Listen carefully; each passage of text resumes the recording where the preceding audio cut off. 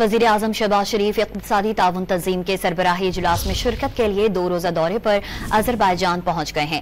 क़ुरैब बाग के हवाई अड्डे पर वज़ीर आज़म शहबाज शरीफ का इस्तक़बाल अज़रबाईजान के वज़ीर सक़ाफ़त, अज़रबाईजान के पाकिस्तानी सफ़ीर और पाकिस्तान के अज़रबाईजान में सफ़ीर क़ासिम मोयुद्दीन और आला सिफ़ारती हुकूमती हुकाम ने किया। वफ़ाक़ी वज़रा इसहाक़ डार, अताउल्लाह तारर और मुअव्विन ख़ुसूसी तारिक फ़ातमी वज़ीर आज़म के हमरा वफ़द में शरीक हैं।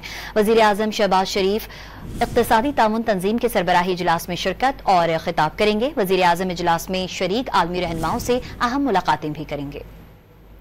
वज़ीर आज़म शहबाज शरीफ इक़्तिसादी ताउन तंज़ीम के सरबराही इजलास में शिरकत के लिए 2 रोज़ा दौरे पर अज़रबाईजान पहुँच गए हैं।